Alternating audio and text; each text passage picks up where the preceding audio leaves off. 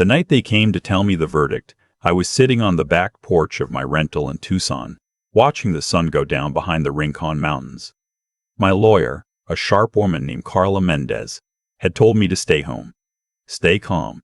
Don't come to the courthouse for the reading. She'd call me the moment it was done. I poured myself 2 fingers of bourbon and waited. The phone rang at 4047 in the afternoon. Guilty, Carla said. All 4 counts. Both of them. I set the glass down. Didn't say anything for a long moment. Porter, she said, then caught herself. Sorry, Vic, you there? I'm here, I said. I'm here. Let me go back to the beginning because none of this makes sense without it. My name is Victor Oakes. I'm 67 years old. I spent 31 years as a forensic accountant for the IRS Criminal Investigation Division, which is a long way of saying I spent my career following money, finding where it went when people didn't want it found, tracing transfers, identifying shell accounts, reconstructing fraud schemes that their architects thought were invisible. I was good at it, won commendations I never displayed, worked cases that eventually ended careers, and sometimes ended marriages, and occasionally ended with people going to federal prison. I retired 4 years ago with a pension, a small investment portfolio, and a house in Scottsdale worth about $1.2 million that my late wife Carol and I had paid off entirely before she got sick. She died of pancreatic cancer in the spring of my last year at work. I stayed on 6 more months because I didn't know what else to do with myself, then turned in my credentials and went home to a house that felt twice as large as it used to. My son came to visit that Christmas with his girlfriend Noelle. I want to be honest about my first impression of her, because I think it matters. She was attractive in a deliberate way, the kind of person who understood exactly how they looked in a room and had constructed that look carefully. She laughed at things that weren't funny, agreed with things she hadn't thought about, and asked questions about the house with an interest that felt less like curiosity and more like inventory. My son didn't notice any of this, or if he did, he'd already decided it didn't matter. His name is Derek. He was 38 that Christmas. He'd worked in sales for most of his adult life. Not badly, he'd done well enough, but he'd never been especially careful with money, and he'd spent most of his 30s living at a pace slightly faster than his income. 2 car payments, a rented apartment in Phoenix that was too expensive, credit card debt that he managed but never really reduced. Carol used to worry about it quietly in the way she worried about things, which was to say she mentioned it to me and then pretended she hadn't. After she died, Derek came around more, which I appreciated. I want to say that clearly. I was lonely, genuinely, and having him nearby helped. We had dinners, watched football, talked the way fathers and sons talk when they're past the hard years and into something that feels almost like friendship. Then Noelle became a fixture. They married the following October. Small ceremony, which I paid for. I had no objection to that. I like paying for things that matter. What I noticed was that after the wedding, the shape of my relationship with Derek quietly changed. The dinners became less frequent. The calls got shorter. When they did visit, Noelle sat with her phone or drifted through the house in a way that I gradually understood was not restlessness, but assessment. 6 months after the wedding, Derek asked if they could borrow $40,000. He explained it carefully. Had a whole presentation almost. Noelle's business idea. She wanted to open a boutique fitness studio, which apparently required equipment, build out, first and last on a commercial lease. He said it like he'd rehearsed it, which he had. I could tell. I gave him the money. I told myself it was an investment in their future. What I actually felt was something closer to buying quiet. But the $40,000 didn't go to a fitness studio. I know that now. At the time, I simply noticed that the studio never opened, that the subject disappeared from conversation without explanation, and that Derek's requests continued. Some were direct. A loan for a car. Noelle's, not his. Money for a weekend trip they couldn't quite afford. Help with a medical bill, though neither of them was sick in any way I could identify. Some requests were indirect, almost structural. They started coming to dinner, and Derek would forget his wallet, or Noelle would mention something expensive in a tone that made clear she expected I would offer. I did the math after about a year, the transfers, the dinners, the cash I'd handed over in moments of what I convinced myself was generosity. It came to a little over $87,000. $87,000. I sat with that number for a long time. I'm a forensic accountant. I'd spent 3 decades following money through systems designed by intelligent, motivated people to hide it. I hadn't noticed my own son walking $87,000 out of my life in small increments over 12 months because I hadn't wanted to look. I started looking. I set up a separate email account and began archiving receipts, dates, amounts. Every transfer, every dinner, every loan that had never been repaid. I was methodical about it, which is the only way I know how to be. I also started paying attention differently at their visits. Not obviously. I'm not obvious. But I watched. What I noticed first was that Noelle had begun asking different questions. Not about the house. She already knew everything about the house. About my investment accounts. About my pension. About whether I had a financial advisor and who it was. About Carol's life insurance, specifically whether there had been any and how much. I answered carefully and incompletely, which she didn't notice because she wasn't listening for what I wasn't saying. The second thing I noticed was that Derek had begun making comments about my health. Small ones, gentle ones. He'd see me move slowly in the morning. I have a bad hip, old injury. It's worse before coffee. And make concerned noises. Ask if I'd seen a doctor recently. Mention, more than once, that a man my age living alone might want to think about long-term arrangements. He said long-term arrangements, the way people say words they've been given by someone else. I called my doctor and asked for a full health assessment, which came back unremarkably. I have the blood pressure of a man 20 years younger. My doctor told me to keep doing whatever I was doing. I thanked him and didn't mention why I'd asked. The third thing I noticed was the will. They didn't know I knew this, but Noelle had been in contact with an estate attorney in Scottsdale. I found this out because the attorney, a man I'll call Garrison, though that's not his actual name, happened to be someone I'd had professional dealings with years ago, and his assistant recognized my last name when Noelle gave it as a reference. The assistant mentioned it, casually. In that way, small offices make conversation. I didn't react. I thanked her and moved on and sat in my car for 10 minutes before I started driving. I called a friend that evening. His name is Rupert Alden. Rupert is 71, retired FBI, now does private security consulting and, when asked, the kind of quiet investigative work that doesn't get advertised. We'd worked 3 cases together in the 90s and trusted each other the way you only trust people who've seen you make decisions under pressure. I told Rupert what I'd found. He listened without interrupting, which is his way. "What do you want to know?" he asked when I finished. "Everything," I said. What Rupert found over the following 2 months was worse than what I'd imagined. Noelle had a history, 2 previous relationships with older men of means, both of which had ended with the men considerably poorer. One had died, natural causes, officially, though the circumstances had raised questions that were never formally pursued. She'd used a different last name then, which is why nothing had surfaced in Derek's own searches, if he'd ever run any. She'd also been in contact, through an intermediary, with a paralegal who had a sideline in document preparation that wasn't strictly legal, the kind of preparation that produced things that looked like wills. Rupert sent me the documentation in a file that I encrypted and stored in the cloud account, with a password only I knew. Then I made 3 phone calls.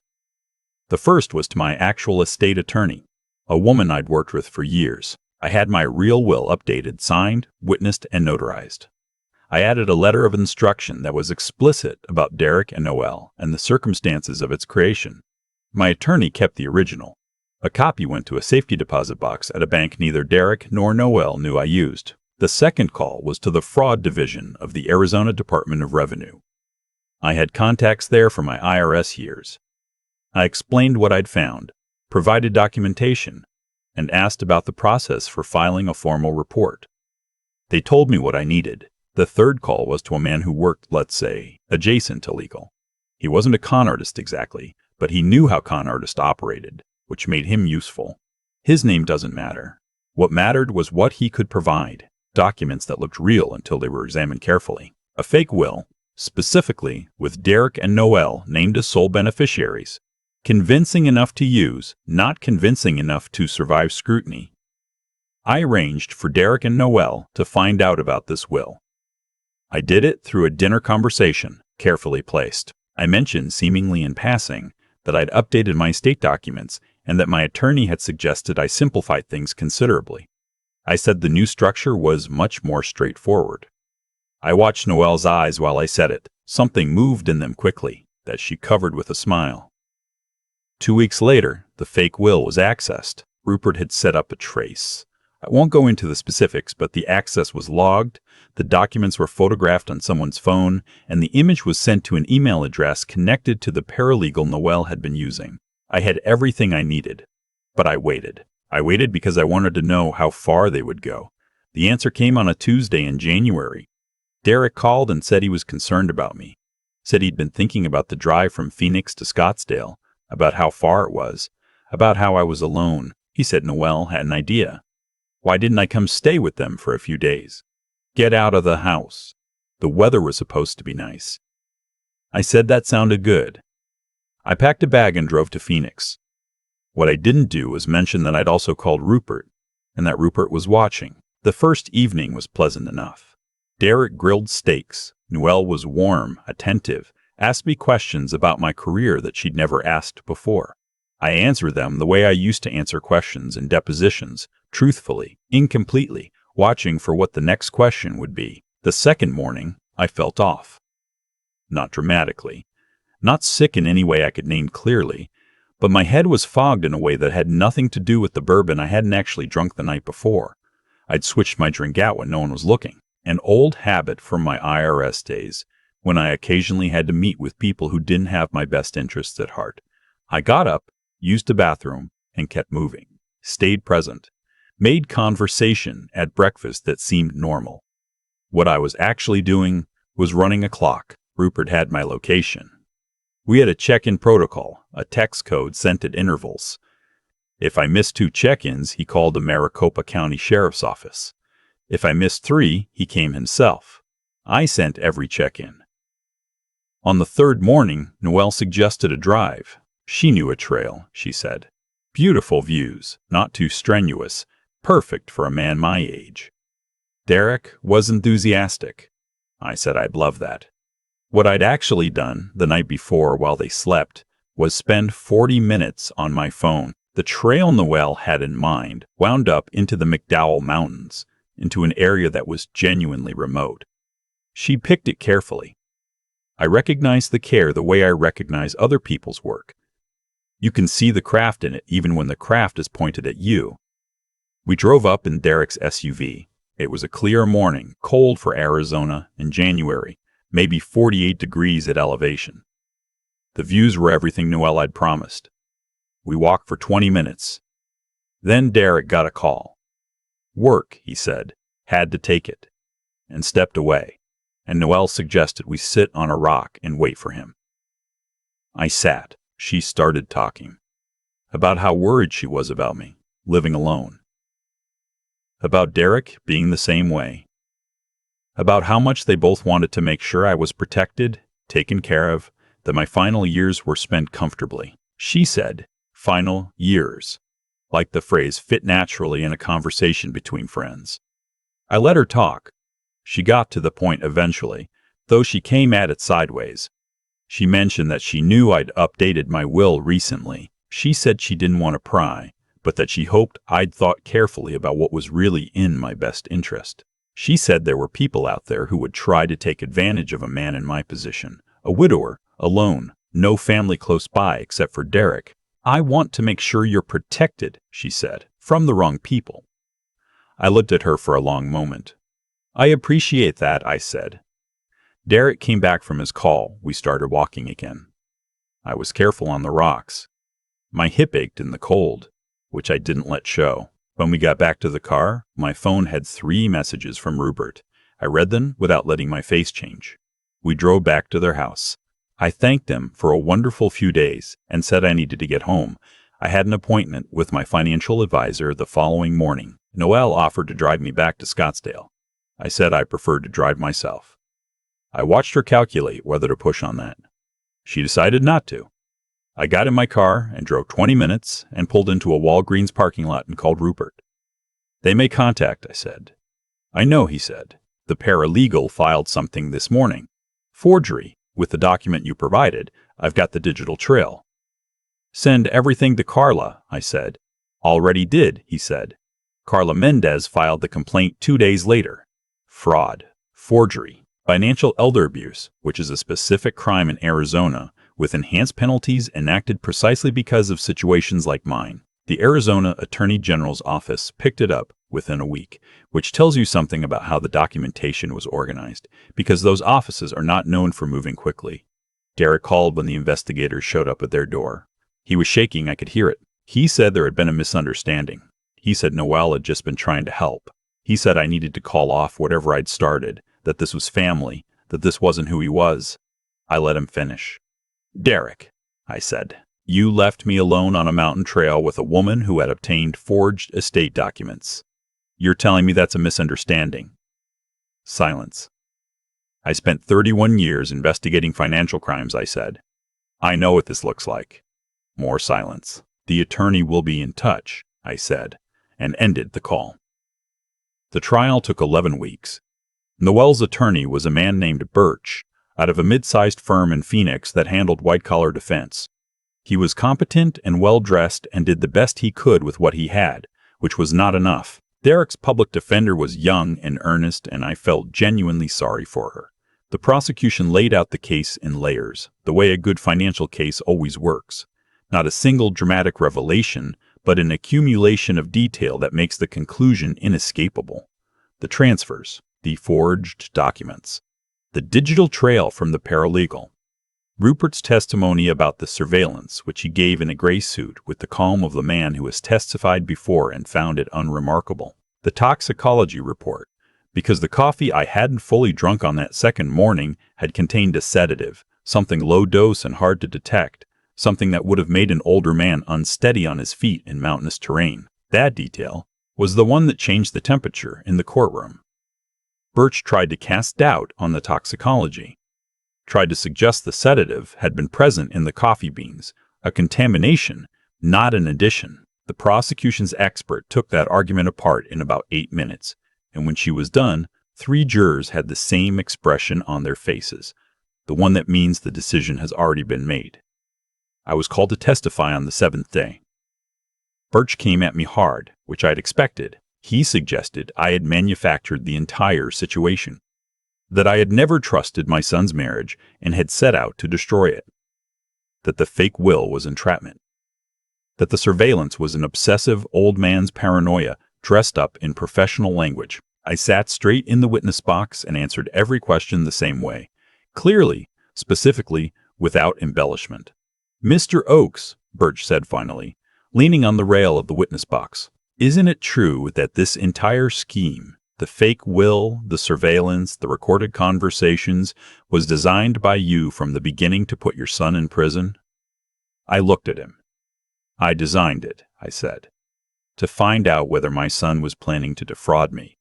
He was. The prison part is a consequence of his choices, not mine. Birch paused. You had no idea they would go as far as they did? I had suspicions, I said. That's why I documented everything. If I'd been wrong, no one would ever have seen those documents. But you weren't wrong. No one would ever have seen those documents. But you weren't wrong. No, I said. I wasn't. He sat down. The jury deliberated for 4 days. I've been asked why it took that long, given how complete the evidence was.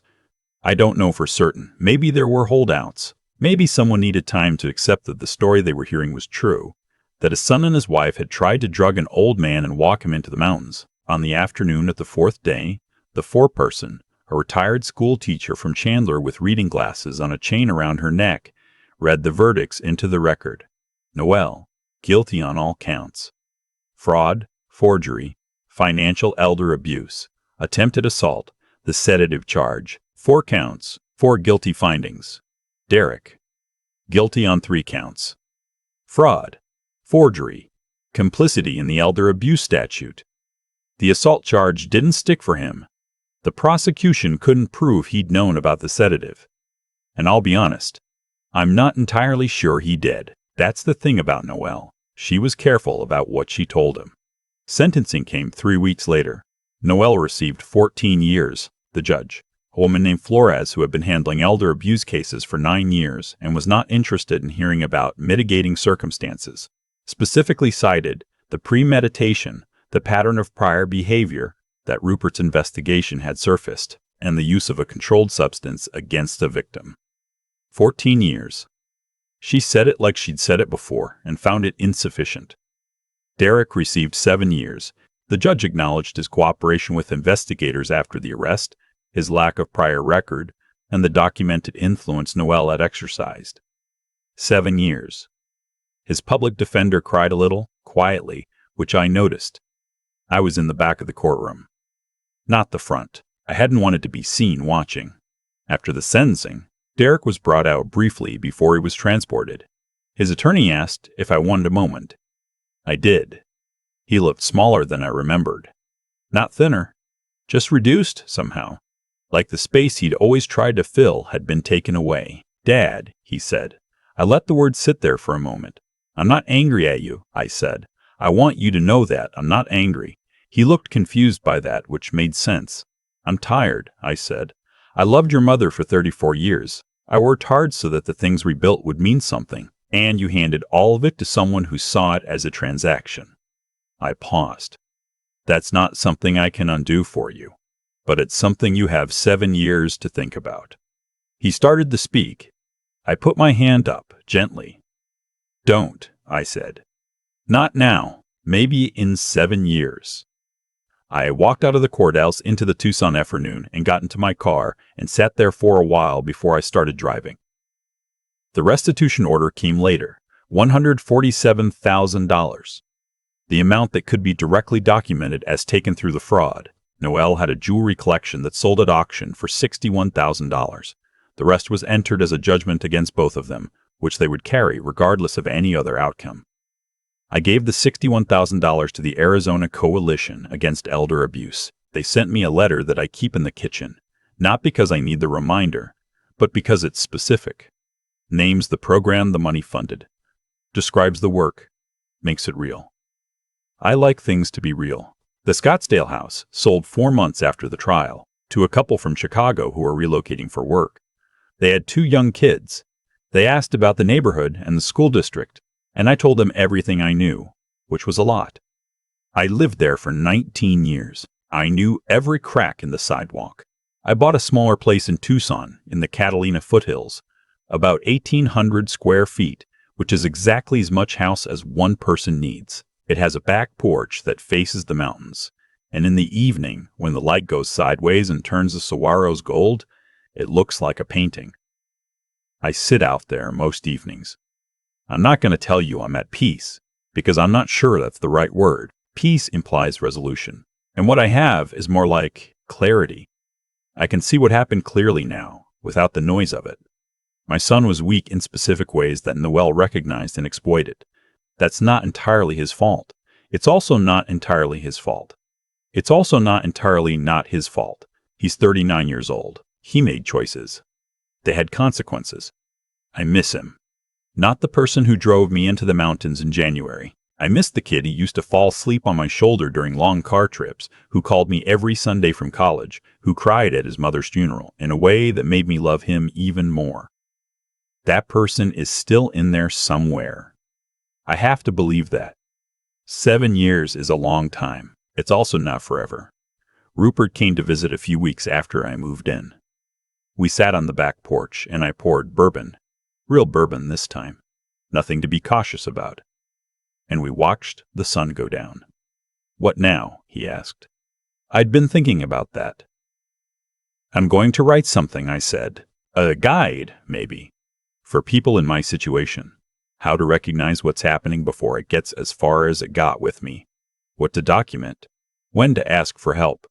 I paused. There are a lot of people out there who don't have 31 years of fraud investigation to fall back on. Rupert nodded. There are. They need someone to tell them it's okay to look, I said, even when you don't want to see. He raised his glass. I raised mine. The mountains were turning purple in the last light, the way they do every evening out here. Reliable and indifferent and very beautiful. I thought about Derek at 7 years old. sitting across from me at the kitchen table while I explained the rules of chess. The way he'd frowned at the board, working it out. He'd always wanted to see everything at once. Impatient with the idea that strategy was sequential, that each move built on the last. I tried to teach him that patience was the whole game. He didn't learn it then. Maybe he will now. I've had a lot of time, out here on this back porch in the foothills, to think about what any of it means. Not in a grand way. I'm not built for grand. I'm built for specifics. For following a number until it leads somewhere, for asking the next question, even when the answer might be something you'd rather not know. What I keep coming back to is this. The choices we make don't disappear. They accumulate. They compound. Noelle made a choice when she first saw my house as an opportunity instead of a home. Derek made a choice every time he let her lead him one step further than he knew was right. And I made a choice too, to look, even when looking was painful, to document, to prepare, to not pretend I didn't see what I clearly saw. That last choice is the one I want people to understand. Because the hardest part of this whole thing wasn't the trial, and it wasn't the mountain trail, and it wasn't even sitting across from my son in that courthouse hallway. The hardest part was the moment I opened a spreadsheet and started adding up what he'd taken from me. Not the money, the trust. Once you decide to look clearly at something you've been avoiding, you can't unsee it. And there's a grief in that clarity that nobody really talks about. But here's what I also know. Grief without action is just suffering. What you do with the clear picture. That's where character lives. I spent 31 years watching people convince themselves that their choices had no consequences, that they were clever enough, or fast enough, or connected enough to outrun the math. They never were. The math always catches up, not because the universe is keeping score in any mystical sense, but because actions have weight. They press down on everything around them. Eventually, something gives. Noelle thought she was looking at a lonely old man with money and no protection. What she was actually looking at was 31 years of pattern recognition, sitting quietly in a house in Scottsdale, watching and waiting and writing things down. She never thought to ask what I'd done for a living. That was her first real mistake, and every choice after it only made the pile higher. Derek's situation is more complicated, and I won't pretend otherwise. He's my son. He will be my son in 7 years when he comes out, and I'll have a decision to make at that point that I haven't fully made yet. What I hope for him, genuinely hope, is that he uses the time to understand something I tried to teach him over a chessboard when he was 7 years old, that you cannot see the whole game in a single move, that patience isn't weakness, that the people who win aren't always the ones who move fastest. They're the ones who think furthest ahead. I don't know what kind of man he'll be when he walks out, but I know the kind of man he could be. I saw it in him once. That's the thing about integrity. It's not about being perfect. It's about being honest with yourself when you've gone wrong, and being willing to do the hard work of going right again. Nobody gets to skip that work. Not Derek, not Noelle, not me. I sit out here most evenings now, watching the saguaros go gold in the last light, and I feel something I'd forgotten was available to me. Quiet. Not the hollow kind. Not the quiet of an empty house after someone you love is gone. The other kind. The kind you earn.